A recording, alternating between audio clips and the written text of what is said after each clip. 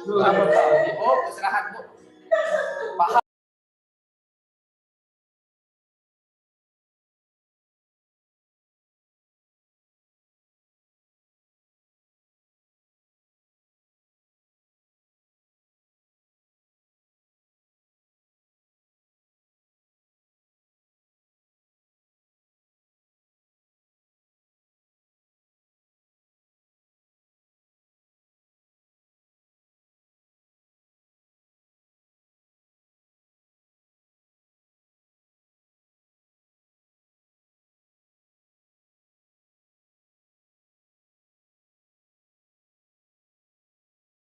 Lupakan saja diriku untuk selama-lamanya. Aku Karena belum dapat kok semester ini.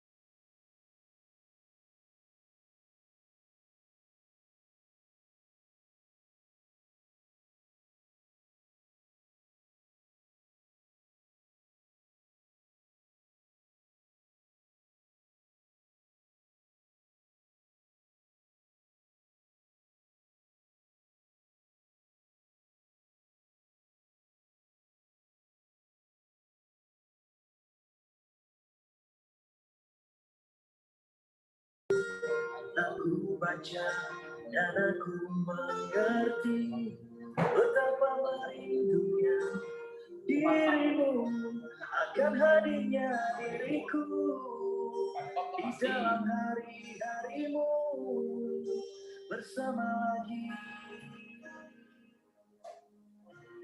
Kau bertanya padaku kapan akan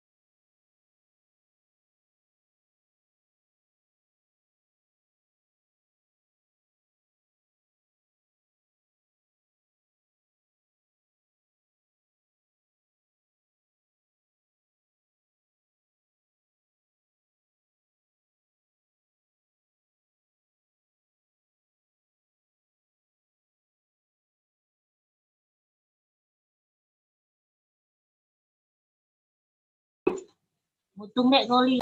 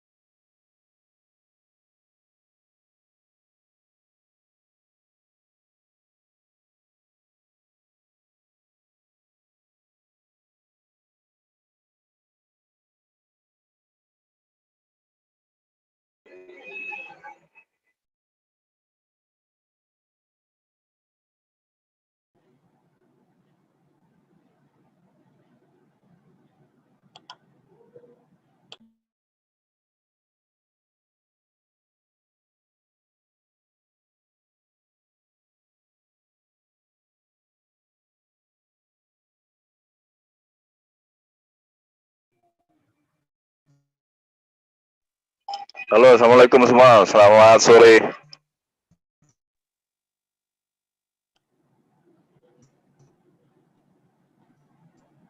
Waalaikumsalam, Mbak.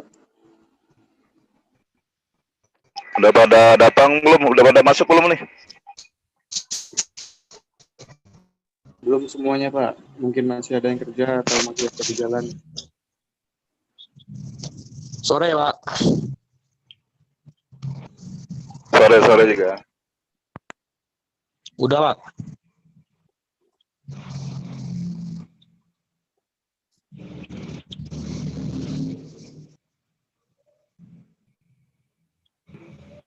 Baru 20-an orang ya.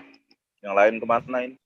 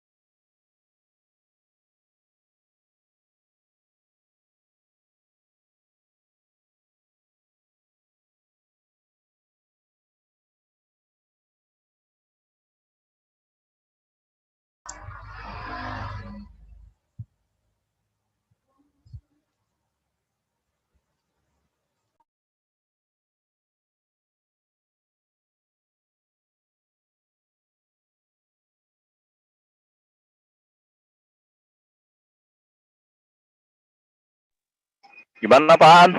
Kak An? Siap, Pak Pak. masih menunggu apa kita mulai? Mulai aja nggak apa-apa. Santai aja, Pak. Kita tunggu 5 menit lagi lah ya. Siap, siap, siap. Oke.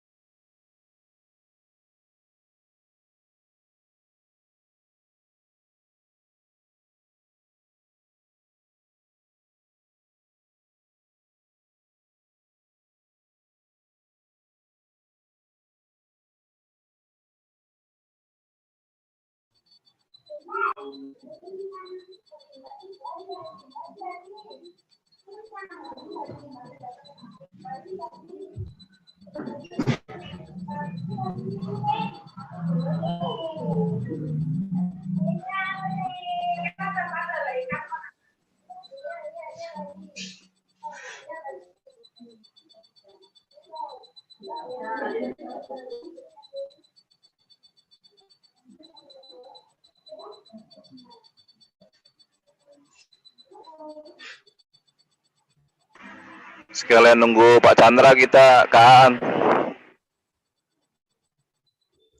Iya Pak. Siap, siap Bang Depi.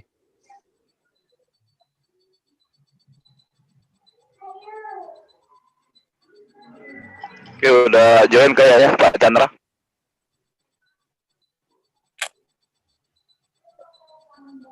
Halo, selamat sore. Sore Pak Chandra. Oke Pak. Sore Pak Chandra.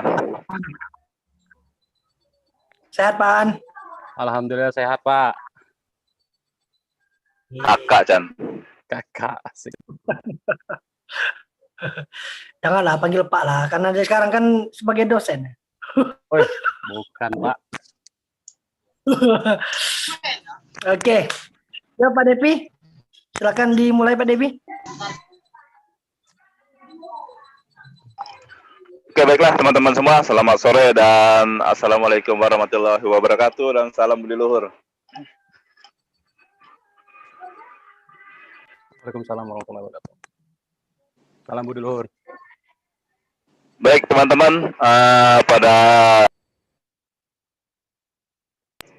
kesempatan ini dan pada materi ini juga kita kuliah bersama dengan alumni yang akan menyampaikan materinya untuk mata kuliah komputer dan masyarakat di pertemuan kita yang ke-10.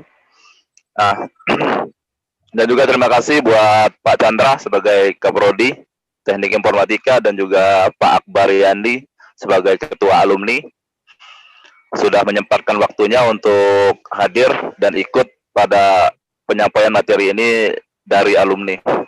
Baik, langsung aja kami serahkan dulu untuk yang pertama, kata pengantar dari ketua sebelum materi kita mulai, kepada Pak Chandra untuk menyampaikan kata pengantarnya. Silakan Pak Chandra. Oke, baik. Terima kasih Pak Devi atas waktu yang telah diberikan untuk saya.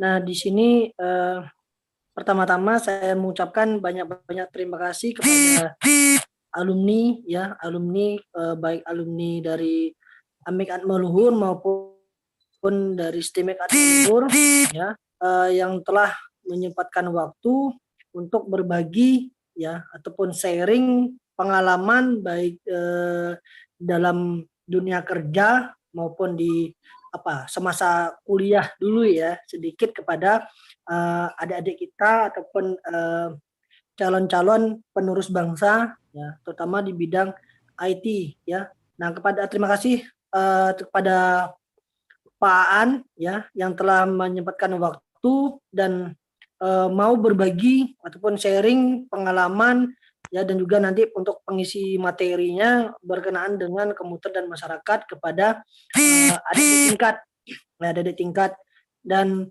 juga kepada Pak Akbar selaku ketua alumni ya, ketua alumni yang telah mengkoordinir kegiatan alumni mengajar ya. Ini pertama kali kita selenggarakan alumni mengajar ya, berbagi pengalaman di perkuliahan ya, karena sebelumnya memang belum ada yang kegiatan seperti ini. Nah, jadi kita harapkan ini akan berlangsung ya, tetap berlangsung di kemudian hari sehingga memberikan dampak yang positif ya, efek yang positif kepada adik-adik tingkat ya, pertama biar sebagai pemacu semangat mereka di bidang kuliah di bidang IT, dan biar mereka juga ngerti gitu kan fungsi ataupun kenapa sih harus kuliah di bidang IT gitu. Oke, nah mungkin itu aja sih pengantar dari saya sebagai ketua program studi teknik informatika. Yang jelas mohon para mahasiswa mendengarkan dengan baik ya. Jika ada ingin bertanya, silakan bertanya ya, jangan rebutan bertanya. Intinya kayak gini, ambillah sekecil apapun ilmu yang diberikan oleh orang ya, apalagi ini alumni kita sendiri ya. Tolong hormati, hargai ya. Kalau ada pertanyaan silakan bertanya ya, seputar di bidang IT, di bidang pengalaman bekerja di bidang IT atau apapun ya, yang penting sifatnya positif dan membangun. Oke, mungkin itu aja kata pengantar dari saya.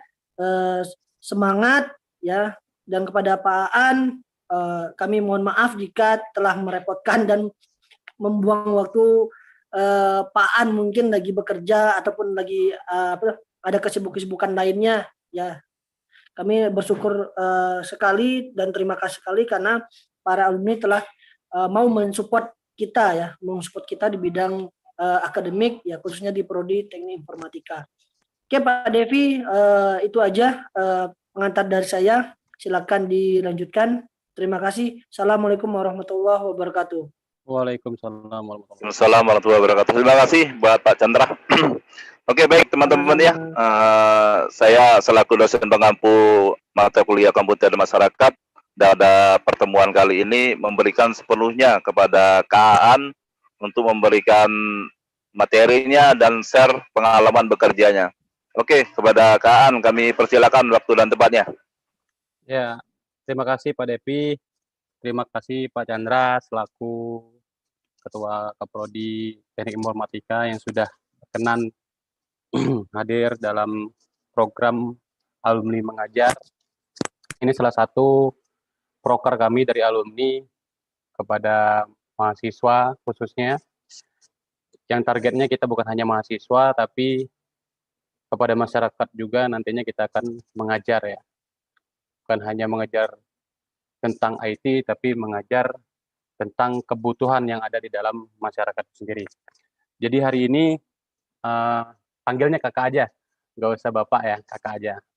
Panggilnya kakak aja. Kakak dikasih kesempatan untuk mengajar komputer dan masyarakat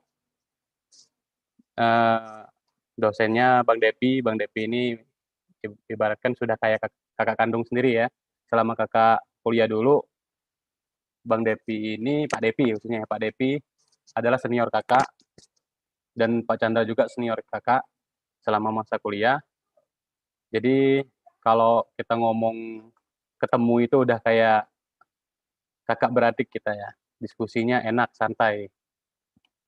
Jadi hari ini kita fleksibel aja, bukan hanya kita berbicara tentang komputer di masyarakat, tapi di sini kita dari alumni khususnya, target kita hanya share pengalaman tentang gimana sih cara menghadapi dunia kerja ini, bagaimana caranya, bagaimana manfaat dari medsos untuk dunia kerja gitu.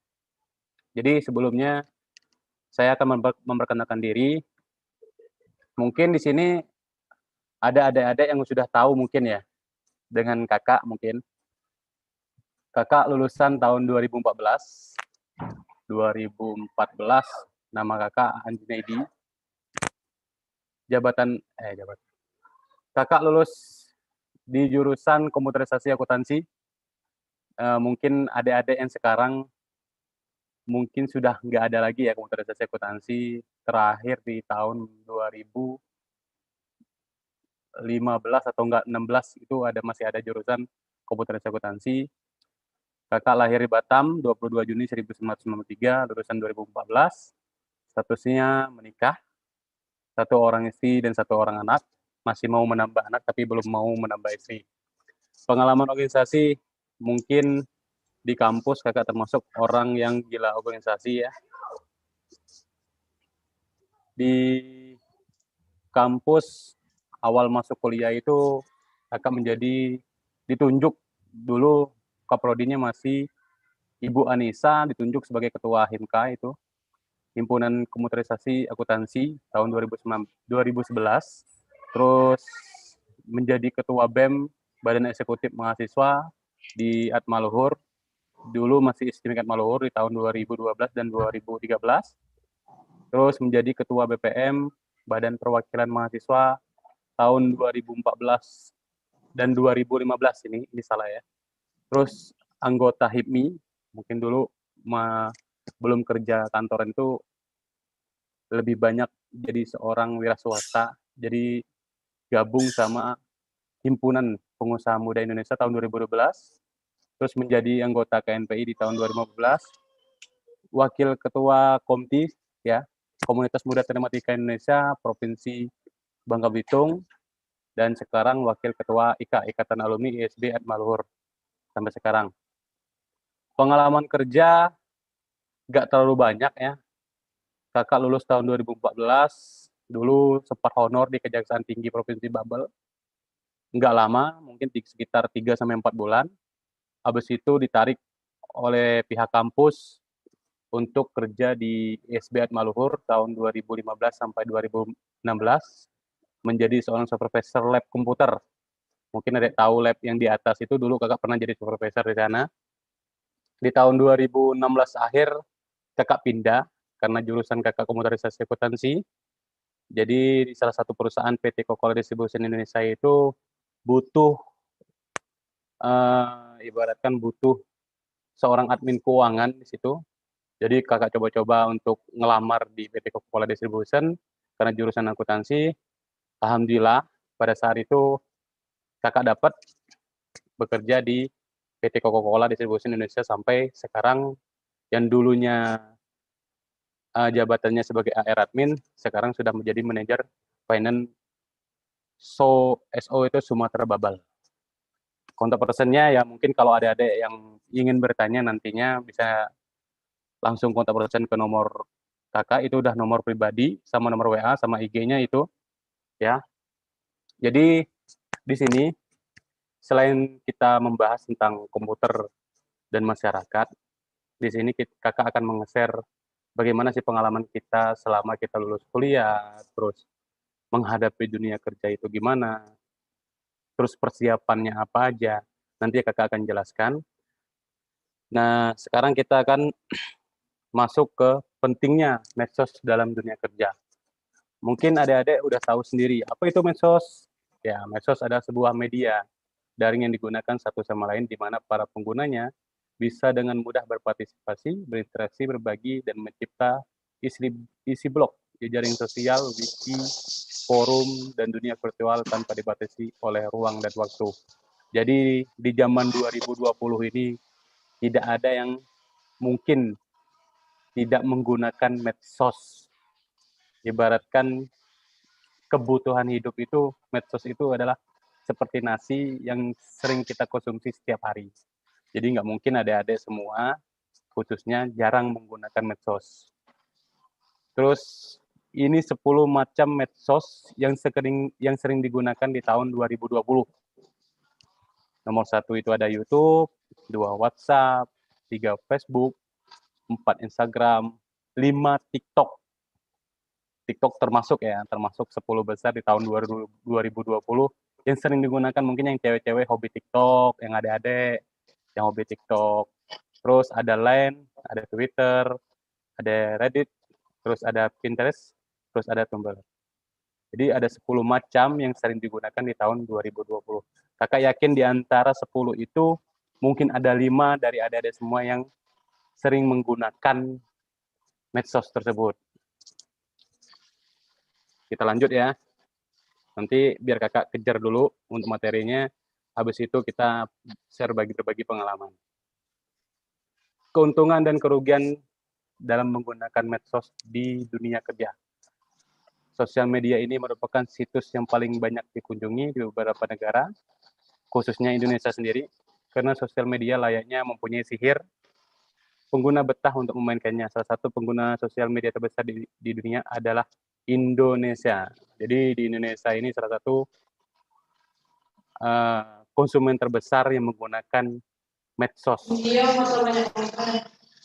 Keuntungan medsos tentunya di dalam dunia kerja ya, dengan sosial media kita bisa menambah teman yang baru, bisa kita dapat dari mana saja. Saya sendiri bisa menemukan teman-teman dan juga teman yang baru berada jauh di tempat sana. Misalkan saja teman dari NTB, Jawa Timur, Jakarta, dan berbagai teman lainnya.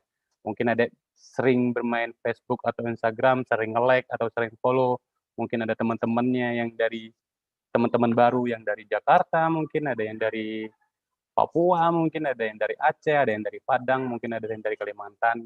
Mungkin itu sudah pernah kita lakukan ya, termasuk kakak juga pernah mendapat teman yang ibaratkan jauh dari wilayah kakak sekarang. 2. Penghasilan dari sosial media juga menjadi salah satu keuntungan dari sosial media. Beberapa teman saya juga menghasilkan uang dari interaksi Facebook. Terkadang juga beberapa toko online memanfaatkan Facebook atau Twitter untuk mengembangkan toko online mereka untuk branding.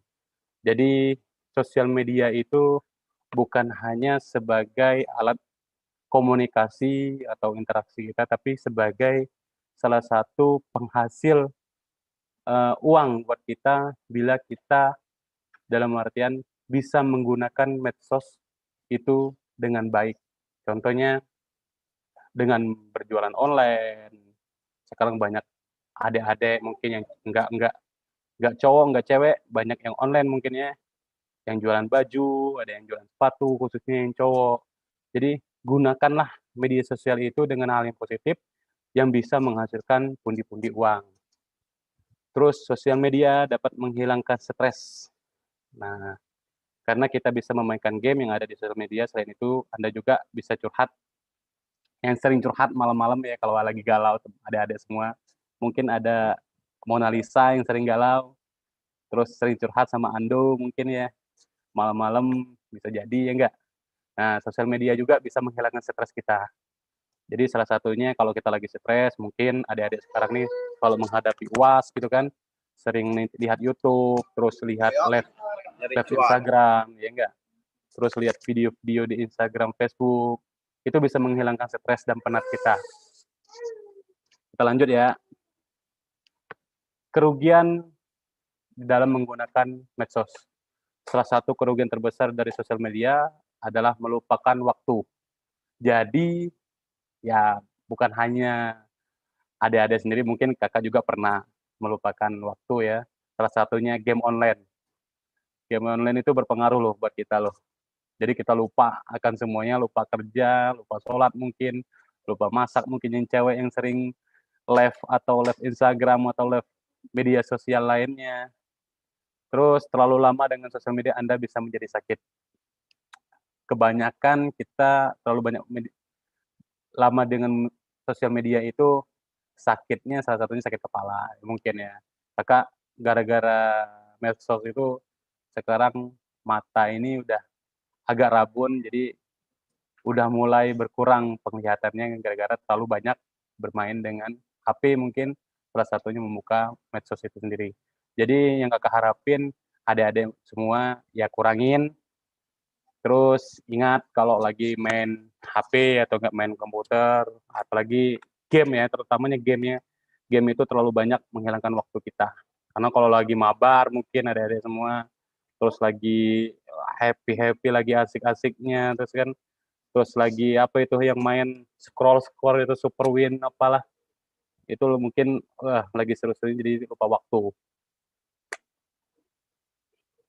Kita lanjut ya. Pentingnya medsos dalam dunia kerja. Di tahun 2020 ini rasanya mustahil generasi Z dan milenial tidak memiliki sosial media. Pengguna serta segala kemudahannya telah menjadi bagian kehidupan sehari-hari. Mulai dari berkomunikasi melalui chat messenger, foto sharing, video sharing, melihat kabar terkini, dan masih banyak lagi. 3 peranan penting medsos untuk dunia kerja zaman sekarang. Personal branding. Itu peranan penting buat kita. Personal branding itu apa sih? Ya salah satunya mempromosikan diri. Contohnya di Instagram, di Facebook, kita sering buat history kehidupan kita, terus sering ngepost tentang perjalanan hidup kita, terus ada yang hal yang mewah atau ada hal yang kira-kira berpengaruh kepada hidup kalian. Nah, itu salah satunya personal branding. Jadi seolah-olah di saat kalian personal branding, orang melihatnya kalian adalah salah satu orang yang bisa dipercayai. Mungkin itu. Terus sarana komunikasi efektif dan efisien. Ya, di tahun 2020 ini kita sangat ketergantungan dengan era digital, salah satunya media sosial ya. Mungkin adik-adik semua sudah menggunakan WhatsApp, terus Messenger, dan medsos-medsos lainnya dalam menggunakan komunikasi yang efektif dan efisien. Informasi yang selama ini mungkin kita sering ngirim foto ya, mungkin di zaman dulu kita masih menggunakan BBM mungkin, terus email, sekarang sudah via WhatsApp juga udah bagus hasilnya di saat kita lagi mengirim-ngirim file foto atau yang bersifatnya PDF atau PowerPoint atau JPEG sekalian, itu udah lebih dipermudah lagi. Menjadi sarana untuk relaksasi dengan adanya kecanggihan teknologi, maka untuk sekedar penyegaran pikiran akibat penat bekerja tidak perlu melulu rekreasi dong. Ya, gitu.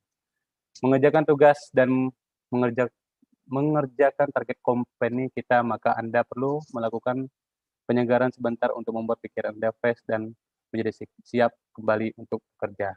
Ya mungkin yang tadi ya, mungkin kita di saat keuntungan medsos itu sebagai sarana stres. Nah, ini sebagai relaksasi di saat kita lagi penat-penatnya mengerjakan skripsi atau menghadapi UAS atau di saat kita kerja lagi mumet-mumetnya ditekan mungkin sama atasan, terus ada pekerjaan yang numpuk. Nah, itu medsos ini salah satunya bisa menjadi sarana untuk kita relaksasi. Terus lanjut. Nah, ini cara menghadapi dunia kerja sesuai keinginan kita. Ada yang tahu? Ini maksud kakak tuh, ini salah satu buat adik-adik. Cara menghadapi dunia kerja itu sesuai keinginan kita. Ini salah satunya. Ini versi kakak ya, versi kakak. Jadi mohon disimak baik-baik. Cara menghadapi dunia kerja sesuai keinginan kita. Siapa kamu? Nah, kenapa siapa kamu itu? Ya siapa kita? apa yang kita berikan terhadap dunia kerja nanti. Salah satunya apa? Persiapkan diri kita dalam menghadapi dunia kerja, banyakin ilmu kita, pengalaman kita, soft skill kita, terus tuangkan ke dunia kerja itu sendiri. Kedua, apa keyakinan dan nilai utama pada diri kamu? Keyakinan dan nilai utama pada diri kalian adalah satu, kalau kakak ya, satu, mempunyai prinsip. Dalam dunia kerja itu harus mempunyai prinsip. Kedua, mempunyai ilmu dan pengalaman yang luas. Tiga, mempunyai pengalaman. Empat, percaya diri dan bertanggung jawab. Terus, apa jenis perusahaan yang kamu inginkan? Nah, kita dari kecil itu biasanya udah wanti-wanti nih, udah punya cita-cita ya. Apa sih jenis perusahaan yang kamu inginkan? Terus apa sih yang mau kita kerjakan nanti saat kita udah besar, nanti kita mau kerja di perusahaan mana? Nah, kita harus dari mulai sekarang udah mempersiapkan diri tuh. Apa sih yang ingin kita kejar ini, perusahaan yang mana? Nah, salah satunya dalam mempersiapkan diri, perusahaan mana yang kalian kejar adalah salah satunya persiapkan diri kalian. Terus kalau versi kakak ya, kita ngomongnya versi kakak. Kalau kakak dulu dalam dunia kerja, satu, perusahaan yang bisa memberikan reward kita yang besar. Reward itu salah satunya gaji ya. Gaji itu kalau kakak di Coca-Cola, kakak dulu kerja di kampus, mohon maaf, itu gajinya UMP, mungkin UMR ya. Alhamdulillah masih zaman bujangan. Nah, di Coca-Cola itu kakak di perusahaan yang sesuai dengan jurusan kakak kuliah. Jadi pas kuliah dulu, karena jurusannya akuntansi, kakak mencoba masuk ke dalam jajaran karyawan PT Coca-Cola. Nah, pas momennya, kakak juga dapat kerja di Coca-Cola itu di bagian keuangan. Jadi, kalau kita di jurusan IT, carilah pekerjaan yang sesuai dengan jurusan kalian masing-masing. Karena kenapa? Nantinya di saat kalian implementasikan ke dalam dunia kerja, kalau kita berbeda jurusan atau nggak berbeda pemikiran, nantinya bisa kacau di dalam dunia pekerjaan. Terus skill, apa yang bisa kamu tawarkan skill itu?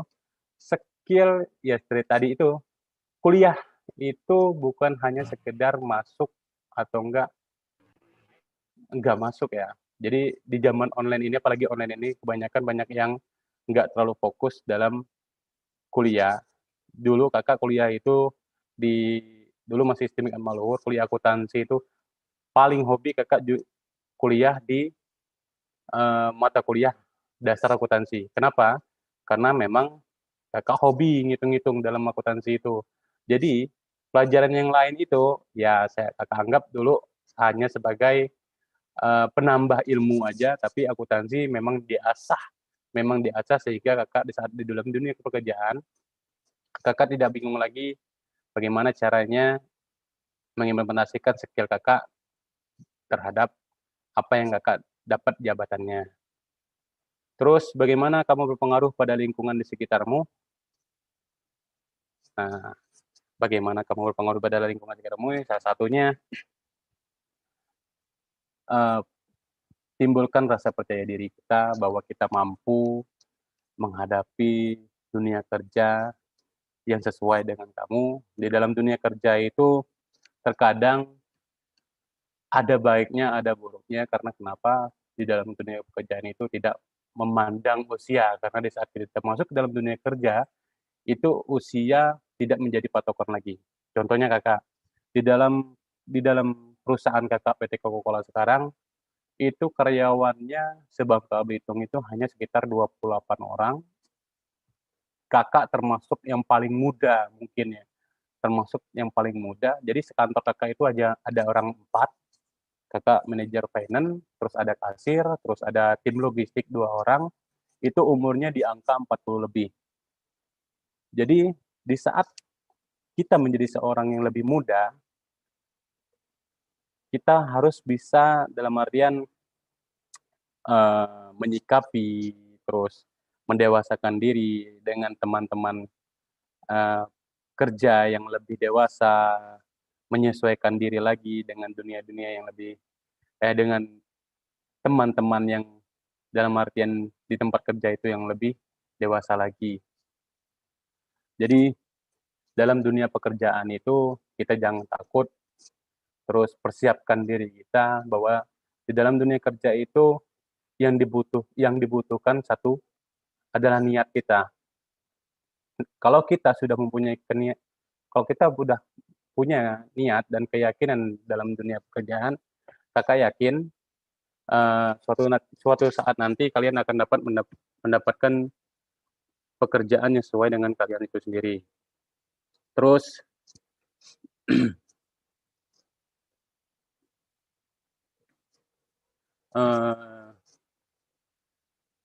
dunia pekerjaan itu banyak berpengaruh terhadap pengalaman kita di masa lalu. Contohnya deh, kakak sharing-sharing aja ya. Dulu, kenapa kakak bisa mendapatkan pekerjaan yang sebenarnya tidak ada di dalam pemikiran kakak? Satu, kakak berani. Berani kenapa? Dulu kakak seorang yang dalam artian cuek, lugu, terus untuk menghadapi keramaian itu kakak nggak berani. Jadi nggak punya jiwa gentleman mungkin kayak Pak Depi mungkin yang mantap benar kan kata orang. Ya. Jadi dulu itu kakak itu belajar menjadi seorang pemberani itu salah satunya di dalam kampus, masuk ke dalam organisasi, dan terus belajar tentang seorang yang pemberani ya dalam artian berbicara di tempat umum, mengasah skill kita, yang awalnya kita takut-takut, sekarang berani, terus yang awalnya kita agak kurang dewasa menjadi. Nah itu peran organisasi di kampus itu sangat penting loh. Salah satunya mungkin adik-adik di kelompok ini mungkin ada yang masuk BEM, ada yang masuk BPM, mungkin ada yang masuk UKM atau ada yang masuk himpunan. Jadi belajarlah dari organisasi bahwasanya organisasi itu memberi pengalaman yang sangat luar biasa kepada kalian yang nantinya di saat kalian masuk ke dalam dunia kerja dan di saat di interview yang mungkin interview terus apa ya menghadapi bos-bos besar. Jadi kita nggak takut gitu loh karena kita punya pengalaman dalam menghadapi orang-orang yang besar. Terus kita nggak gugup lagi. Terus kata-kata kita sudah bisa merangkainya dengan bagus. Mungkin itu. Jadi yang nggak keharapin di dalam dunia kerja ini kita harus mencari pengalaman yang banyak. Kedua, mencari ilmu yang sebanyak-banyaknya. Terus ketiga, mencari teman-teman yang menurut kita memang bisa menambah wawasan dalam berpola pikir kita. Sebelumnya, kakak mau tanya nih, kira-kira yang di kelompok ini ada yang pernah kenal kakak nggak? Ada yang kenal kakak nggak kira-kira? Enggak. Abang. Kenal Siapa Rio yang- nggak kak? Rio Hermawan Susanto. Rio Hermawan yang mana orang ini? Yang kecil-kecil kak. Kenal. Tadi ada yang WA sama kakak itu siapa ya? Rama atau siapa namanya di dalam grup ini? Ada kak. Nah, kalau ada yang tahu mungkin ya. Jadi kakak ini termasuk orang yang gila organisasi di kampus. Jadi jangan ditiru kalau kakak kuliahnya di kampus Maluhur itu hanya D3 deh. Ahli media komputer jurusan komputerisasi akuntansi. Tapi kuliahnya 6 tahun. Kuliahnya 6 tahun hanya mengejar D3 aja. Jadi salah satunya kenapa kakak 6 tahun? Ya salah satunya kakak orang yang gila organisasi, gila pengalaman, dan gila ilmu di saat kakak masih bujangan dulu. Ya 6 tahun itu salah satunya lanjut lagi ke S1. Jadi di saat kakak lanjut S1 itu masih kurang lagi di dalam dunia organisasi, kakak masuk lagi ke dalam organisasi. Salah satunya yang memberikan pengalaman organisasi itu ya Pak Depi, Pak Chandra, Mereka orang-orang yang dalam artian dulu membina kakak jadi seorang organisasi yang baik, organisasi yang baik. Nanti rencana mancang dari sisi mana? Mungkin itu saja yang bisa kakak sampaikan. Kalau yang ingin bertanya silakan. Mana sih ya? Pada dasarnya kakak bukan seorang akademisi yang baik, Tim yang sudah terbentuk khususnya ini, kakak seorang motivator mungkin ya. Motivator atau seorang entrepreneur. Jadi kalau masalah ngajar-ngajar kayak gini nih, jadi nggak terlalu lancar gitu. Beda sama Pak Depi sama Pak Chandra, ya, seorang akademisi yang baik, mungkin dia tahu caranya mengajar itu gimana. Mungkin itu saja, Bang Depi. Kalau ada yang ingin bertanya tentang dunia pekerjaan, terus di dalam dunia organisasi, mungkin kakak persilahkan. Melihat waktu kita sudah hampir jam 5:30 ya. Ayo, ada yang ingin bertanya? Silakan, siapa yang mau nanya?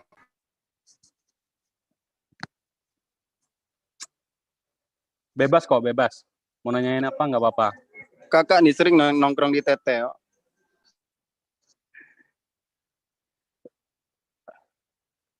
Ini Rio Hermawan orang Jebus bukan?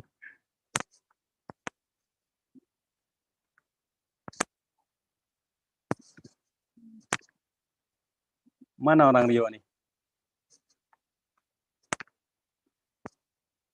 Ayo, yang ingin bertanya nggak apa-apa. Silakan, fleksibel aja kita, Dek.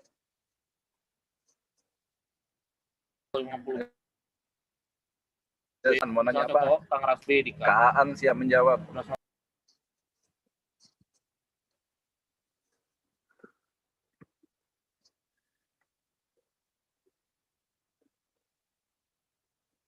Silakan Mona Lisa. Atau siapa? Kak, mau nanya dong. Siap. Silakan. Ya, silakan. Bagaimana sih cara kita cepat menyesuaikan diri di lingkungan pekerjaan yang baru? Cara menyesuaikan diri dengan cepat ya, dalam dunia pekerjaan baru. Intinya kita satu, di dalam dunia kerja itu kita suka atau enggak di dalam pekerjaan yang kita jalanin sekarang. Contohnya, misalkan dulu kakak di kampus Atmaluhur, kakak jadi supervisor lab. Menurut kakak seorang akuntan ya, seorang akuntansi, kerjanya ya dulu di lab itu kerjanya nginstal. Jadi ada batin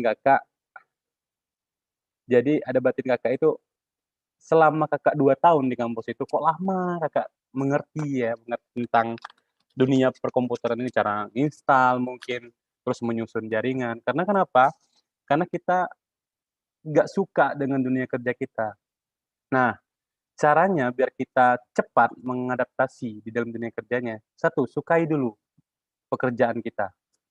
Misal contohnya, kakak sebagai seorang manajer finance di Coca-Cola. Ya kita belajar, memang awalnya di saat kita awal-awal bekerja itu memang terlalu banyak beban, terus ada timbul stres, terus ada timbul jenuh karena kita belum memahami betul seluk-beluknya tentang program mereka, terus tentang perjalanan transaksi mereka. Jadi di saat kita menghadapi dunia kerja itu mungkin ada timbul sedikit kejenuhan. Caranya salah satunya tadi, mungkin pertama kali kalian harus mendalami dunia kerja yang kalian kerjakan saat ini. Contohnya di saat kakak menjadi manajer finance itu, ya dulu lulus kuliah di Atmaluhur itu kan diajarinnya tentang Mayobi ya, tentang Mayobi. Nah di saat dalam dunia kerja itu udah beda aplikasi loh. Aplikasi namanya SAP. Itu 20 tahun lebih canggih ketimbang kakak belajar di Atmaluhur. Nah, itu menjadi beban kakak. Gimana sih biar kakak suka? Karena kakak suka akuntansi, gimana sih kakak bisa mengimplementasikan program ini biar kakak lebih cepat menguasai. Salah satunya kakak press gitu, kakak cepetin, kakak tanggapin dengan daya tangkap yang benar-benar harus ilmu itu harus benar-benar cepat dikuasai, sehingga di saat kita ngerasain beban selama 10 hari, mungkin 20 hari dalam dunia kerja yang baru, di saat kita sudah menguasai, kita sudah santai gitu dalam menghadapi dunia kerja. Jadi pertama, sukai dulu pekerjaan adik-adik semua, misal khususnya adik-adik yang sudah bekerja, biar cepat mengadaptasi, sukai dulu pekerjaan Anda. Kedua, kuasai ilmu-ilmu di dalamnya dengan secara cepat. Ketiga, jangan gampang lelah, karena di saat kita gampang lelah, itu kita timbul yang namanya putus asa. Ujung-ujungnya kita bosan dengan pekerjaan kita dan tidak lama bertahan di dalam perusahaan. Mungkin itu saja, mungkin. Ada lagi yang ingin bertanya? Tunggu Kak Am. Ya, Tadi siapa yang nanya? Namanya siapa tadi yang nanya? Muklas, Pak. oh Muklas, yang kelas. Oke, kamu nanti WA Japri saya ya, nama sama NIM ya. Oke, yang lain ditunggu. Ya, ada lagi yang ingin bertanya? Ada plus-plusnya ini. Di dalam dunia kerja mungkin organisasi nggak apa-apa loh. Sharing-sharing aja kita. Kak, mau nanya dong. Iya. Siapa nih? Faris nih ya? Faris ya. Kak, tips ngatasin atasan yang ngeselin kayak gitu Kak, gimana Kak? Yang ngeselinnya ngasih jobnya tuh nggak sesuai gimana ya? Nggak sesuai ekspektasi lah. Jobnya nggak sesuai ekspektasi. Contoh ya, kakak berkaca dengan dunia kerja kakak. Contohnya gini, kakak dulu kerja ya di perusahaan Coca-Cola itu, seluruhnya yang kakak kerjain itu bukan job desk kakak. Jadi sehingga kakak kesal dong dengan apa yang kakak kerjain. Jadi salah satunya biar gimana Kak tadi Faris tadi? Lupa kakak jatuhnya gimana? Ngatasin menanggapi sikap atasan gitu Kak. Ya pada dasarnya, Dek, kita sudah bekerja dengan job desk kita masing-masing. Di dalam dunia perusahaan itu ya ada yang namanya SOP dalam pekerjaan. Ya kerjainlah pekerjaan Anda atau job desk Anda sesuai dengan SOP itu. Jadi sehingga kalian itu di saat kalian kesal dengan perusahaan atau dengan bos kalian, ya kita ada jiwanya bertanggung jawab. Setelah kita menyelesaikan job desk itu, jadi kita nggak terlalu ribet tentang atasan lah, tentang perusahaan. Kalau kakak tipenya masa bodoh dalam dunia perusahaan, karena kakak salah satunya selalu menaati yang namanya SOP. Selesai pekerjaan kita, ya selesailah tugas kita. Nah, di saat pimpinan kita kurang menyukai kita, intinya kita sudah menyelesaikan pekerjaan yang memang yang tanggung jawab kita. Mungkin itu aja, Dek Faris. Oke Kak, makasih Kak.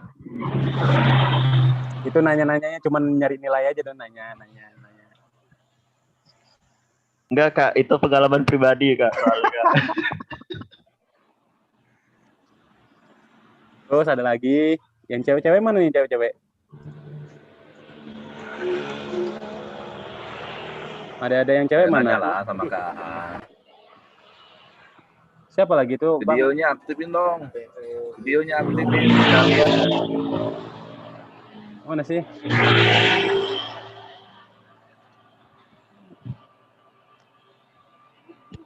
Nah, banyak nih. Oke, yang sudah di-mute suaranya. Banyak nih. Bang Devi. Semua. Ada Ariska, ada Mona Lisa, ada Ririn. Ada Diana ya. Diana. Terus Ririn, ada Diana tuh. Tadila. Ini ada yang masuk organisasi di kampus nggak? Himpunan gitu? Ada sih kayaknya Kak. Ada ya? Atau BEM, BPM gitu? Nggak ada Kak. Nggak ada ya? Ada Kak. Ada Kak. Oh ada ya? Organisasi itu penting loh. Itu bisa mengasah ilmu kita nanti di dalam dunia pekerjaan. Contohnya yang kakak bilang tadi, di saat kita di dalam dunia pekerjaan itu interview khususnya, tapi kita udah biasa dalam organisasi, kebiasaan buat kita, jadi menjadi hal yang gampang di saat kita kerja nanti.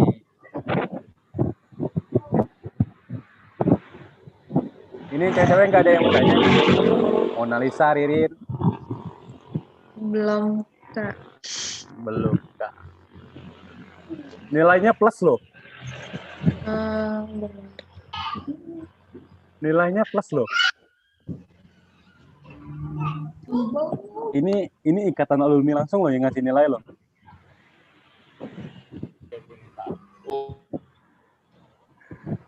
Keadaan dah nilainya. Nah. Jadi kakak catat nih di kertas nih ya. Tadi siapa sih? Si Muklas sama si siapa tadi? Faris yang nanya. Ini udah dapat nilai-nilai semua nih.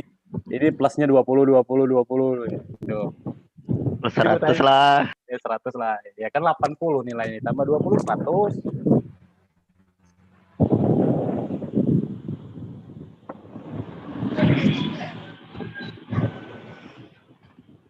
Ayo silakan. Mau nanya kita sharing aja. Jadi intinya kakak bukan seorang akademisi yang baik ya, akademisi yang sejati seperti Bang Devi. Intinya kakak seorang motivator atau seorang entrepreneur. Jadi kalau memang butuh pandangan, butuh pengalaman, share tentang kehidupan pribadi atau pekerjaan, mungkin bisa langsung WhatsApp atau ngajak ketemu. Kakak lebih enaknya cerita langsung, sih tatap muka. Tadi kakak sama Bang Depi tadi di siang tadi ya di kampus cerita enaknya gitu. Kakak lebih enaknya tatap muka ketimbang. Ya. Itu lebih asik tuh. Kakak sebenarnya kalau lewat via Zoom kayak gini nggak ngerti ya kak. Apa sih mau diceritain? Yang satunya fokus kemana? Yang satunya fokus kemana, ya kan? Yang kakaknya dari tadi istri lewat terus, yang anaknya nangis. Ya. Jadi saat kita kumpul itu seru kan, wah udah kumpul fokus satu gitu. Susah kalau udah berkeluarga ini. Jadi kalau memang pun ada ingin minta pandangan, mungkin Faris lebih mengenal kakak lah, mungkin sama si siapa tadi yang pernah kenal kakak, mereka udah tahu, sering kumpul sama kakak, sering minta pandangan. Intinya kakak bukan seorang akademisi sejati atau pendidikan sejati kayak Bang Devi, terus Pak Chandra. Kakak hanya seorang organisasi, terus seorang motivator mungkin, seorang entrepreneur. Nah itu aja mungkin. Udah jam 5:30, Bang Devi. Iya nih, nggak ada yang nanya lagi. Gimana? Ayo nanya lah.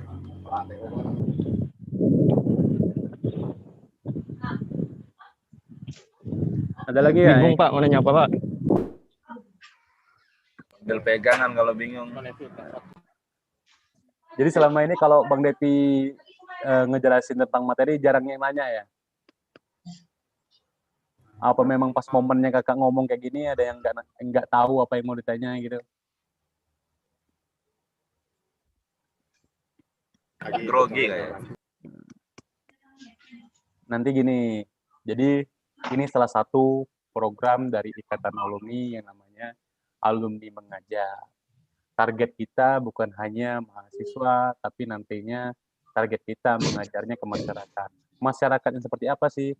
Ya masyarakat kepedesaan mungkin, yang salah satu menjadi pengabdian masyarakat dari Ikatan Alumni.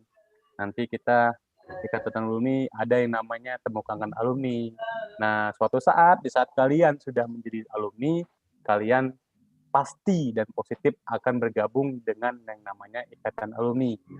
Nah, alhamdulillah di tahun kemarin Ikatan Alumni mulai aktif lagi, mulai bersinergi lagi dengan hidupnya kembali regenerasi Ikatan Alumni yang dulu. Mungkin Ikatan Alumni dulu kurang ya, bukan kurang sih, mungkin kurang bersinergi dengan proker-proker yang ada di dalam Ikatan Alumni. Nah, sekarang kita dengan kakak-kakak yang lain yang tergabung dalam struktur pengurusan Ikatan Alumni membuat proker yaitu Alumni Mengajar. Nah, alumni mengajar itu ya tadi kakak bilang bukan hanya mahasiswa saja. Ini salah satu agenda kita biar nantinya ikatan-ikatan alumni, ya adik-adik semua yang nantinya jadi alumni, nggak menutup kemungkinan bisa mengajar kayak kakak ini. Ya, jadi persiapkan diri, kuasai materi. Kalau kakak ini nggak bisa menguasai materi karena kakak bukan seorang akademisi, jadi kakak sebenarnya sebagai seorang mungkin motivator tadi, ya kakak hanya share pengalaman organisasi atau pengalaman hidup atau dalam dunia pekerjaan. Nah, terus, ikatan alumni ini ada yang namanya Temu Kangen Alumni. Itu sudah masuk kalender di kampus loh. Temu Kangen Alumni ini setiap tahun pasti ada yang namanya Temu Kangen Alumni. Itu dari angkatan pertama sampai angkatan terakhir. Dari dulu yang masih LPK kayak Bang Depi ya. Dulu LPK Atmaluhur, menjadi Amik, terus menjadi STIM Atmaluhur, sekarang menjadi SMER Atmaluhur. Jadi dari angkatan pertama Atmaluhur berdiri sampai angkatan yang sekarang boleh bergabung di dalam acara Temu Kangen Alumni. Di dalamnya itu acaranya nanti ada sesuatu yang kita buat, mungkin ya itu surprise lah buat nantinya buat adik-adik semua. Jadi kakak harap nantinya kalau memang pun menjadi seorang alumni, kembali lagi yang kakak harapin ada flashback-nya lagi buat kampus kita ya, salah satunya pengabdian kepada masyarakat. Apa sih ilmu yang kita sudah dapatkan, terus apa yang sudah kita terapkan di dalam kampus Atmaluhur. Contohnya kakak sudah 4 tahun kerja di Coca-Cola, masih bersinergi dengan kampus karena kenapa? Karena ya kakak masuk perusahaan Coca-Cola ya karena Atmaluhur yang mengajar kakak menjadi seorang akuntan yang baik, seorang seorang ya akuntan yang baik sih, seorang akuntansi yang baik, terus pekerja yang baik.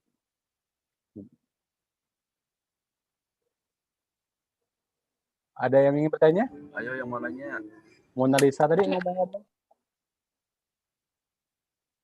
Iya, ngomong ditutup tuh Mona Lisa. Jadi kalau mau main ke rumah kakak ya, nggak apa-apa main ke rumah kakak. Ini istri kakak ini lulusan sistem informasi di Atmaluhur. Jadi pacarannya di Atmaluhur dulu, dapat istrinya di Atmaluhur. Jadi kalau pacaran di Atmaluhur nggak apa-apa, tapi contohin kakak dengan yang baik gitu. Dapat istri orang Atmaluhur sama-sama Atmal. Sekalian gitu ya. Iya, sekalian kan. Wisudanya bareng lagi. Enggak, wisudanya enggak bareng, tapi nikahnya bareng-bareng. Istri wisuda tahun 2016, saya kakak sendiri 2014. Jadi cinloknya itu bukan cinlok sih, pacarannya itu di dalam organisasi. Dulu di BEM dulu. Jadi istri kakak itu adik BEM lah. Ada rating BEM dulu, kakak jadi ketua BEM, dia jadi anggotanya pacarin gitu. Tapi pacarannya yang bener-beneran, ujung-ujungnya jadi istri. Gitu loh. Mona Lisa tuh kayaknya mau nanya kan. Mona Lisa, ada yang mau tanya ya?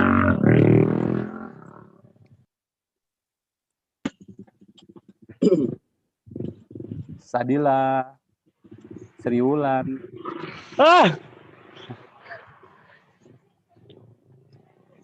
Ayu Diana, mungkin ada yang mau tanya, ayo. Aku panggil Ayu aja ya, karena Ayu dewasa wajahnya, jadi takut nggak sopan gitu loh. Kak. Ya, siapa yang nanya nih? Ya, silakan. Ini kan bagaimana caranya Terus ya nih. Misalnya kita kan punya bawahan. Iya. Punya bawahan, terus pelan-pelan bayi, baru jam berapa ya ini? Pekerjaan itu selalu salah gitu. Sudah jam berapa? Caranya sampai sana 10 menit. Bagaimana jadi pulang cepet ya? Menegur atau memberitahunya itu Kak. Sudah berulang-ulang kali gitu Kak. Misalnya bikin laporan apa gitu. Oh, jadi bawahan Ayu ini salah terus gitu ya di perusahaan. Terus cara menyikapinya. Ya, benar.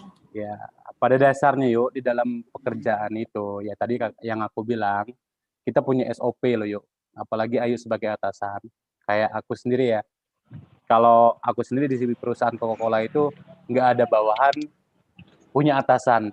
Kita ini hitungnya bawahan, karena aku megangnya manajer di wilayah Bangka Belitung sendiri. Ada yang namanya lebih tinggi dari aku, itu yang namanya manajer yang megang wilayah Sumatera Selatan gitu loh. Di dalam dunia pekerjaan itu ada yang namanya SOP yuk. Di saat pekerjaan kita tidak didukung oleh bawahan kita, ya salah satunya menyikapinya pertama dengan teguran. Kalau di Coca-Cola itu ada yang namanya sales yuk. Sales Coca-Cola itu tugasnya menjual. Ada yang namanya manajer marketing. Manajer marketing itu atasannya sales. Tugasnya manajer marketing apa sih? Menjelaskan bagaimana caranya mendapat Ya bukit dulu Pak Kelak. penjualan yang baik gitu loh. Menjualkan barang itu dengan cara seperti ini. Mungkin ada bawahannya yang nggak tembus target, terus ada yang cara penyampaiannya yang ngeyel, mungkin terus ada tanggapan dari outlet yang melihat sales ini kayaknya main-main. Enggak lah, jam 9 lah pulang Di lah. SOP perusahaan itu ada yang namanya Di rumah teguran. lah. Teguran pertama mungkin hanya sekedar nasihat, memperbaiki diri mereka, terus memberikan motivasi mereka. Contohnya gini, ini pekerjaan kalian itu salah loh. Aku ini sebagai manajer marketing, ada trik sendiri bagaimana cara kita merayu konsumen agar konsumen itu membeli produk kita. Nah, di saat teguran itu sudah kita sampaikan, sudah kita terapkan, dan mereka memahami, mereka seolah-olah memahami, di saat implementasinya ke depannya lagi mereka nggak bisa mengimplementasikan nasihat kita atau nggak trik kita tadi, ya salah satunya kembali lagi dengan SOP tadi yuk. Mungkin ada teguran pertama, mungkin ada SP pertama, SP kedua, atau enggak sampai pemutusan kerja. Kalau di dalam dunia pekerjaan di Coca-Cola itu kayak gitu. Di saat mereka tidak sesuai dengan manajer marketing mereka, enggak sesuai dengan cara terus trik mereka merayu konsumen, salah satunya mereka memberi teguran.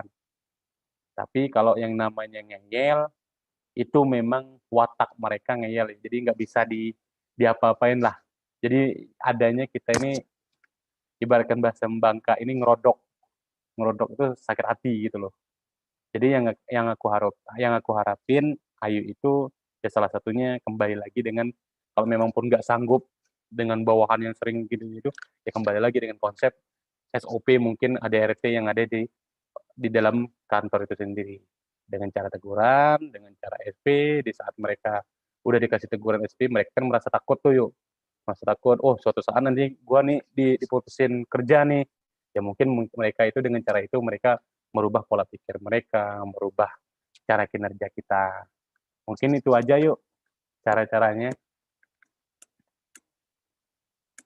Oke, makasih Kak. Ya, sama-sama yuk. Ada lagi?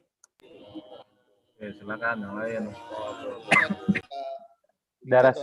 Dara Suhendra lapar. Bang Aan di chat Ya. ada.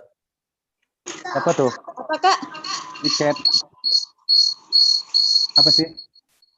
Beraninya di chat nih Mona Lisa. Apa sih chatnya sih? Di chat tuh ada pertanyaan tuh. Iya nih kan. Apa sih Kak? Bang? Piagam atau sertifikat gitu Kak, sangat membantu nggak ya Kak kalau Kak dalam melamar pekerjaan di suatu perusahaan dan tempat kerja lainnya Kak gitu. Sertifikat gitu. Ini Mona Lisa yang nanya. Ini Mona Lisa yang nanya. Ya pakai chat lagi. Pengen dibacain dia. Oh. Jadi sertifikat, selama Kakak organisasi itu Kakak paling gemar yang namanya ngikut seminar. Itu mau seminar, mau workshop, atau yang bersifatnya mendapat sertifikat, itu Kakak paling hobi namanya. Yang namanya seminar-seminar gitu. Di dalam implementasi Kakak dulu, Kakak itu segini loh. Tebalnya sertifikat itu segini. Dari DPR RI, dari yang namanya nasional, terus ada yang lokal, Kakak udah dapat semua. Dulu pernah MPR RI itu acara di Bangka Belitung ini kakak pernah ikut, itu paling tinggi nilainya. Terus acara debat bahasa mungkin itu dinas pendidikan yang buat itu nasional, itu besar juga nilainya. Jadi gunanya sertifikat itu ya di saat kakak implementasikan di dalam dunia kerjaan, di saat dilampirkan, jadi yang menurut adek ada gunanya sih, wah banget. Yang namanya sertifikat itu banget loh, ada kegunaannya. Karena kenapa? Di saat kita melampirkan sertifikat kita itu atau enggak piagam-piagam yang kita dapatin, mereka berpikir gini loh, oh ini adek punya pengalaman. Oh pernah ngikut pengalaman ini nih, ikut seminar ini, ikut seminar itu, ikut seminar ini. Jadi mereka itu udah ngerti, oh nggak usah diomongin lagi tentang ini, mereka udah paham karena mereka udah pernah ikut workshop ini. Misalkan workshop tentang bagaimana caranya menjadi seorang entrepreneur yang baik, terus bagaimana cara menjadi motivator yang baik, bagaimana cara menjadi akuntan yang baik. Jadi kita udah biasa. Jadi di saat kita di dalam dunia pekerjaan itu, di saat kita lampirkan sertifikat atau piagam kita, nah orang-orang HRD itu udah memperkirakan, oh ini udah biasa nih ikut workshop ini, udah punya pengalaman banyak, terus hobinya kayak gini. Jadi kalau ada yang bertanya, penting nggak ini sertifikat? Oh, penting banget. Jadi selama kakak kerja itu, apalagi di Coca-Cola, di saat kakak dipilih jadi akuntan itu, satu ini pilih. Yang ditanya itu satu, kamu mau kamu mau gajinya berapa? Di Coca-Cola itu ini pertama kali kakak ditanya di saat kakak interview, karena mereka sudah baca sertifikat kakak, piagam kakak gitu. Jujur, IPK kakak 2,75. Kecil banget, 2,75. Kakak kuliah 6 tahun, D3 di Atmaluhur. 6 tahun loh, D3 itu 3 tahun, kakak kuliahnya 6 tahun. Saking cintanya kakak terhadap organisasi yang namanya BEM dan BPM, kakak 6 tahun di sana, di Atmaluhur. Nah, adek pikir sendiri, selama 6 tahun ini, kalau setahun ada sekitar 20 seminar, dikali 6 tahun, ya mungkin sekitar 120 piagam yang kakak punya. Jadi kalau kakak bilang segini, ya segini dapatnya. Dari yang lokal mungkin sampai yang ke nasional kakak udah punya gitu. Tapi IPK itu bukan jadi patokan kita punya pinter atau cerdasnya, enggak, bukan. Tapi yang dibutuhkan adalah pengalaman di dalam kehidupan, di dalam pekerjaan itu sangat dibutuhkan sih. Karena yang namanya pekerjaan itu urusan skill yang memang utama, tapi pengalaman yang sangat dibutuhkan. Contohnya di Coca-Cola itu kakak nggak ditanya tentang interview itu apa gini. Udah tahu nggak akuntansi ini, jurnal umum ini, neraca saldo gini, piutang, hutang apa yang nggak ditanya gitu. Yang pertama ditanyakan di saat mereka sudah interview kakak, kamu mau gajinya berapa? Kamu IPK-nya segini loh. Emang kamu sanggup kerja di PT Coca-Cola yang internasional? Itu. Ya, Kak bilang, ya sesuai dengan kemampuan kita, ya yang kamu beraninya berapa ya kita terima. Itu aja. Jadi kalau ngomongnya piagam apa segala macam sangat dibutuhkan sertifikat itu. Sama halnya kalau kita masuk polisi. Polisi itu dulu kakak itu cita-citanya menjadi seorang polisi. Saking pengen banget masuk polisi itu ikut paskibraka. Karena isunya katanya sertifikat paskibraka itu memudahkan kita untuk masuk ke polisi. Nah, salah satunya itu, sama halnya di dalam dunia pekerjaan yang lain. Nah, contoh, kita nih kuliah di IT. Carilah seminar yang di bidang IT. Di saat kalian dapat sertifikat di dalam menghadapi dunia kerja, nanti sertifikat IT itu berguna di dalam dunia kerja kalian. Oh, kita udah ikut seminar ini di dalam IT, kita udah ikut seminar ini dari seminar dari himpunan, ini seminar dari yang IT lainnya, mungkin itu sangat berguna loh. Ada yang lagi yang ingin bertanya? Saya, Kak. Siapa tuh? Dara Swendra? Iya. Oh, udah makan, Dek? Udah. Oh, udah. Kakak belum? Terus ada? Apa sih, Dek? Saya mau nanya, Kak. Cara mengatasi gugup bicara di depan umum, gimana sih caranya? Cara gugup di depan umum? Cara mengatasi gugup, gitu. Oh, gugup?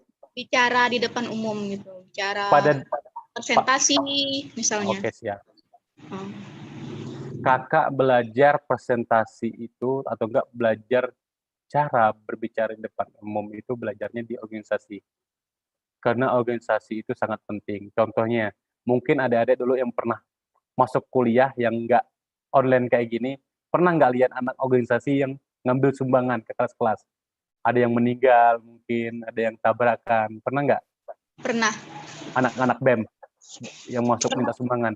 Nah, itu sebenarnya dengan cara mereka seperti itu, mereka sudah diajarkan bagaimana cara mereka berbicara di depan umum. Kalau kakak dulu belajarnya di organisasi.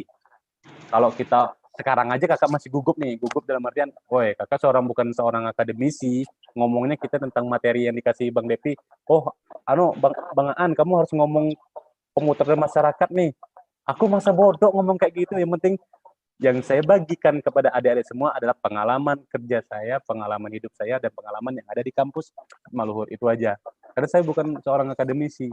Nah, cara menghadapi gugup di depan umum itu salah satunya belajarlah sebelum kamu menghadapi gugup itu. Mungkin di depan cermin, terus mungkin kan ya nggak mungkin lah ada yang nggak punya TikTok. Mungkin tuh punya TikTok kan? Punya nggak? Nah, itu ada sendiri aja udah berani ngomong sendiri. Kenapa nggak berani ngomong di depan aslinya, terus ngomong di depan orang? Mungkin pertamanya 1, terus 2, mungkin ditambah lagi ke 5. Sebenarnya kita udah biasanya gimana?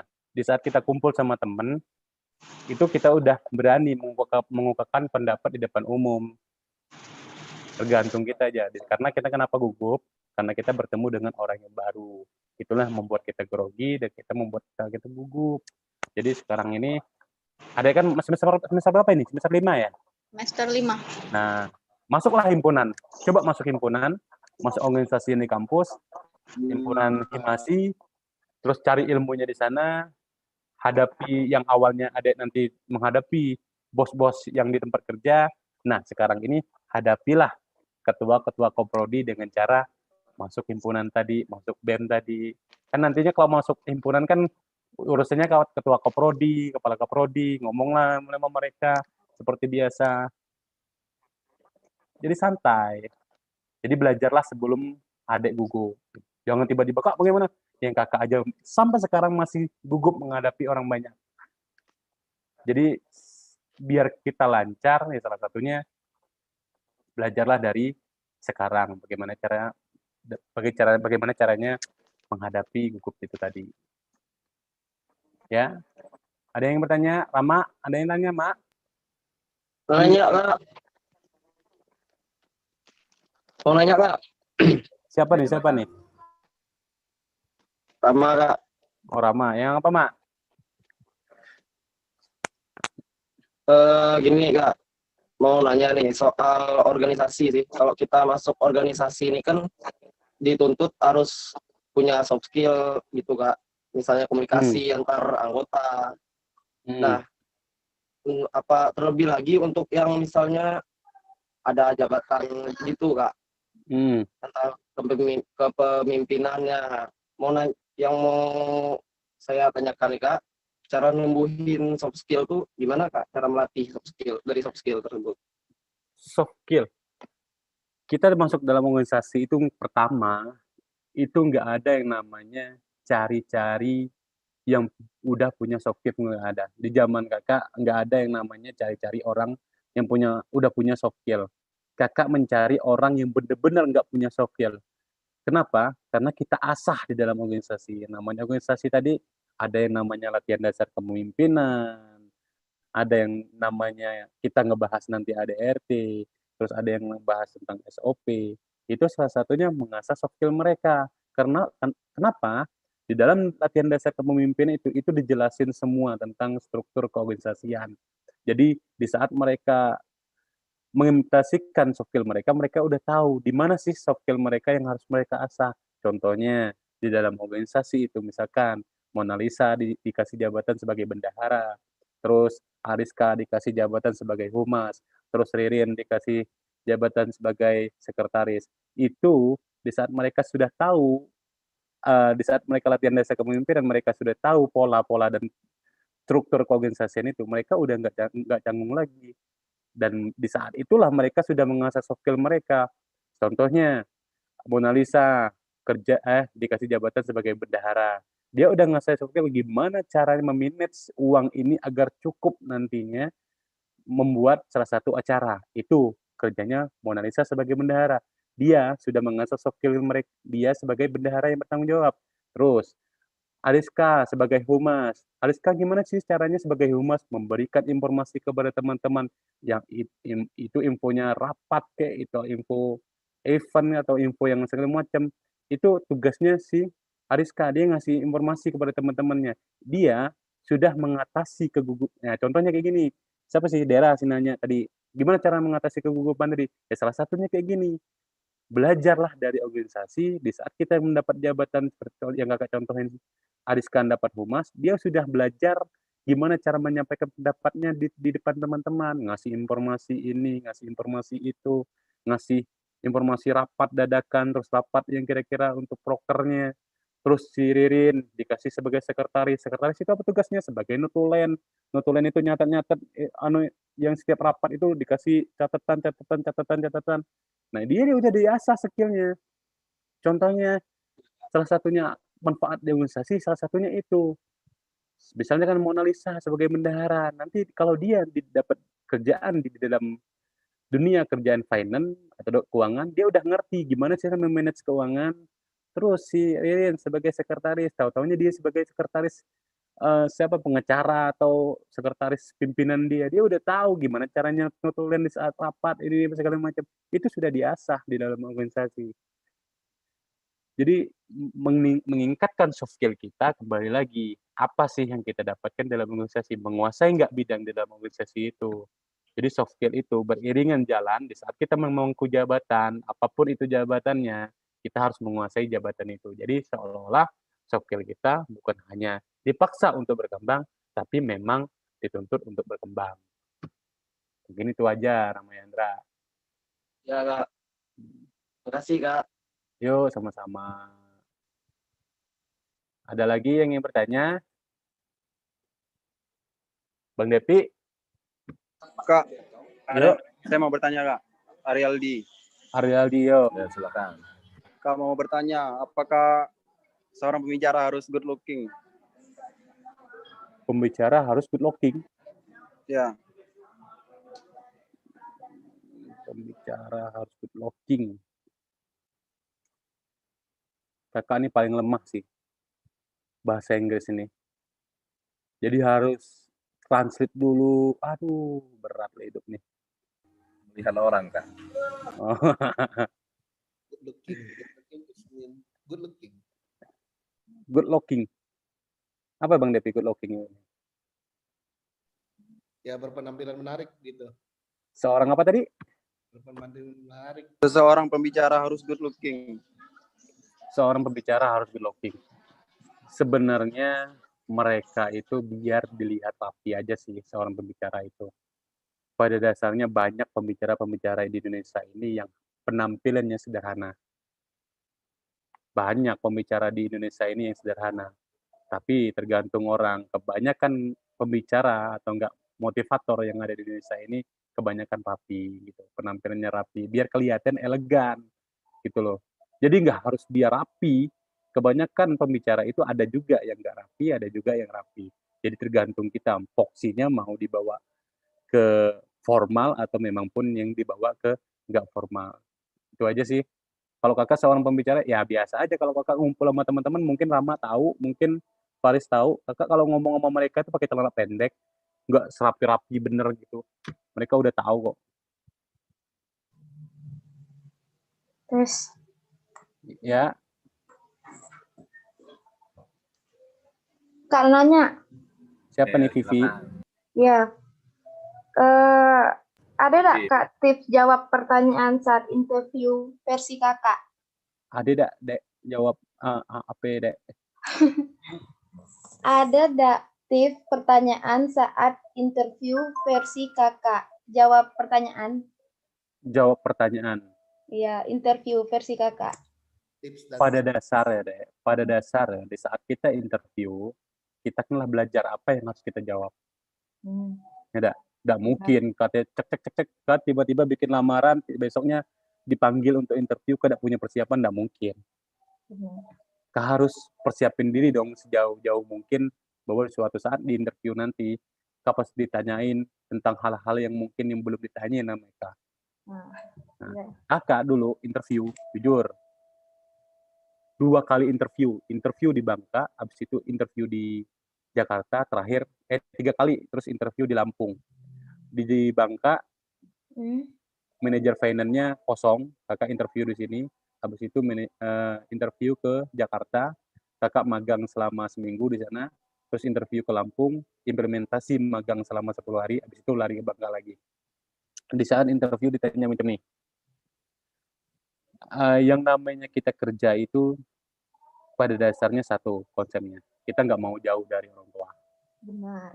Ya enggak? Kita tidak mau jauh dari orang tua, apalagi keluarga.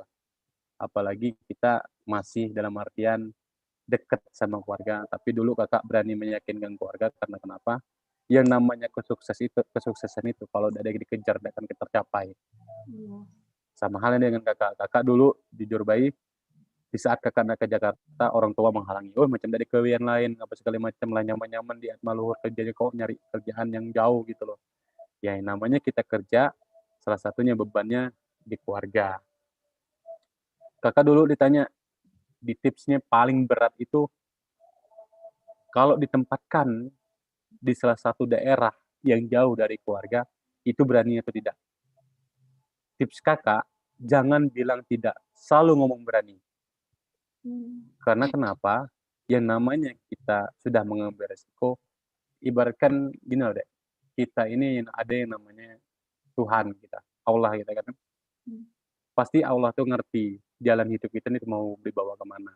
Jadi jangan takut dengan pengambilan keputusan kita. Misalkan ditanya sama penginterview, bisa kayak gini nggak? Bisa. Terus ditanya, bisa kayak gini? Bisa, bilang. Yang namanya, meskipun kita tidak tahu, yang namanya tahap belajar itu sembari berjalan. Contohnya kakak di Atmaluhur diimplementasikan kerja, terus programnya Mayop. Mayop itu sama SAP 20 tahun lebih canggih SAP. Bayangin, Mayop itu 20 tahun lebih canggih, SAP itu 20 lebih tahun lebih canggih ketimbang Mayop. Ibaratkan kakak yang dulunya di Atmaluhur masukin codingan, masukin nilai rupiah itu tak masuk. Terus keluar open balance. Nah, di SAP beda. Di SAP tidak. Di SAP itu masukin codingan ini, muncul ini invoice, masukin codingan ini, keluar faktur pajak, masukin codingan ini. Jadi lebih canggih 20 tahun ke depan. Jadi bagaimana cara menyikapi di saat di interview ke kantor? Bisa nggak kamu mengimplementasikan program ini? Bisa. Kenapa nggak bisa? Kenapa harus kita jawab nggak bisa? Padahal di dalam dunia pekerjaan, tidak mungkin perusahaan akan melempar kalian begitu saja. Pasti ada yang namanya pelatihan. Jadi suatu saat kalau memang pun kita interview di perusahaan manapun, kalau memang ditanya bisa nggak kira-kira gitu, tipsnya jawabnya bisa. Jadi sepinter-pinter kita jawabnya bahwa kita bisa menguasai panggung. Intinya kalau kakak dulu di dalam organisasi, bagaimana caranya, misalkan kakak di organisasi dulu, kalau ada seminar, kalau ada workshop, kakak selalu nanya. Dan kakak orang pertama yang selalu nanya. Kenapa? Kakak mau menguasai panggung. Menguasai panggung itu apa? Kakak mau mengasah soft skill, cara ngomong depan umum dengan cara seperti itu. Tahan malu udah jadi masalah. Pertanyaan yang tak berbobot jadi masalah. Tapi dengan diasahnya soft skill itu, ujung-ujungnya kita menjadi terbiasa dan menjadi lebih profesional lagi dalam bertanya. Kalau kakak macam itu. Nah, di saat interview, kakak pengen menguasai panggung, seolah-olah kita menguasai seluruh apa yang dibutuhin sama perusahaan itu sendiri. Jadi jangan takut.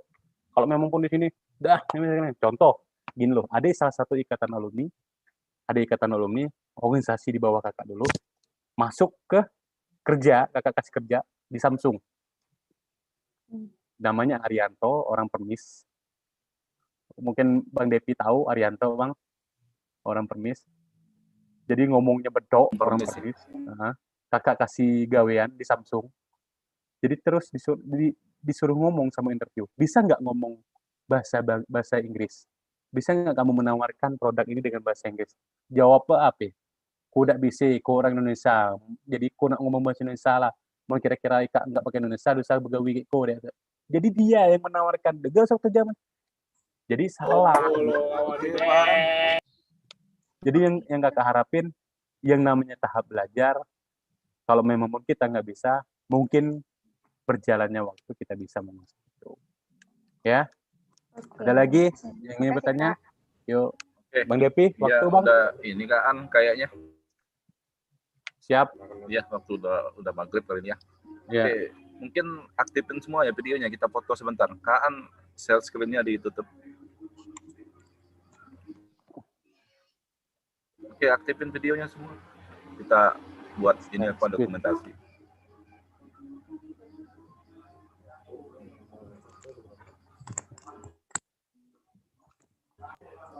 Oke, aktifin semua videonya. Habis ini kita Bentar. ya.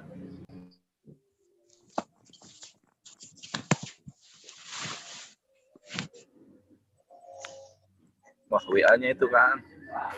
Lihat. WA-nya itu bisa. WA siapa sih? Iya. Yakin baik. Ini. Aduh. WA siapa sih? Oh, Poni ya?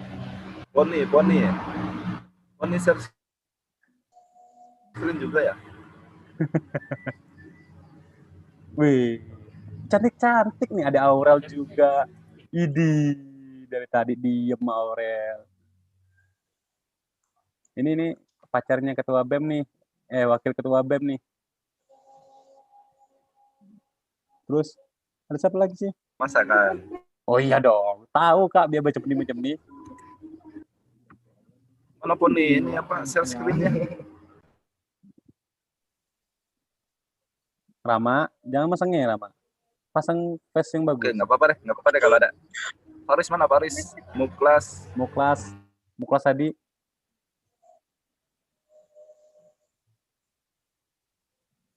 Masengnya. Oke, udah nih. Oke ya. Kaan bisa ini apa print screen apa dari saya? Udah bisa ya Bang. Oke, saya print screen-nya. 1, 2, 3. Oke, saya pindahin dulu.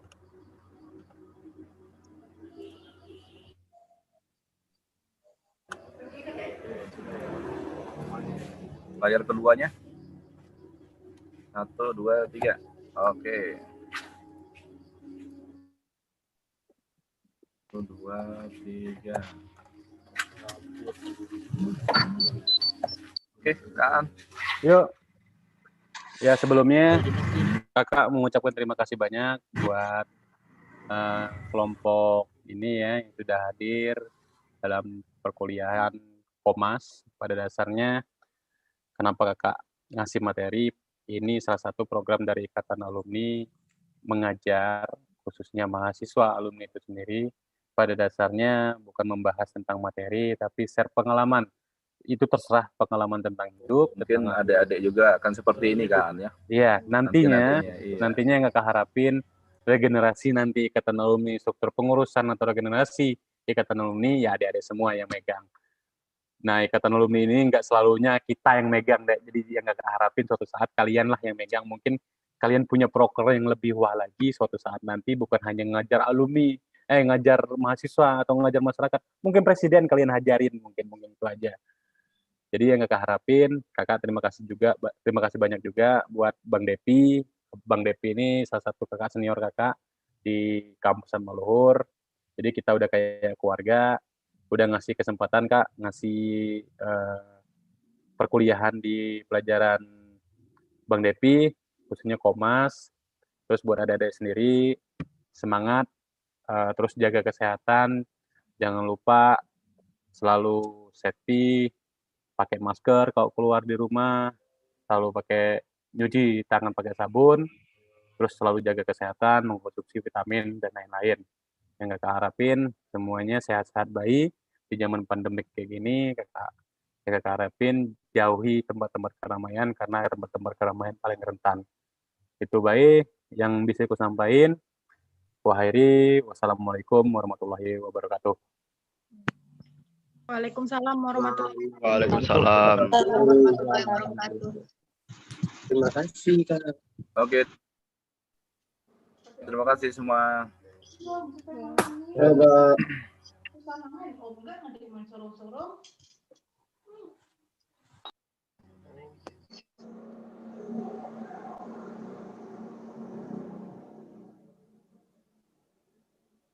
Halo Pak, udah maghrib Pak? Inilah maghriban. Sholat lu Pak. Ada. Oke, kita sholat. Ya udah. Ya. Aica, deh Aica. Jamaah. Ca, muka kijian. Sudah ya. Sampai jumpa. Pak. Yuk, sampai jumpa minggu depan. Assalamualaikum. Salam budi luhur. Waalaikumsalam Mbak. Sarah. Ki di mana? Salat lo, salat. Astagfirullahaladzim. Dadah. Ramal. Jid ge banget. Yuk, Gesa. Dadah.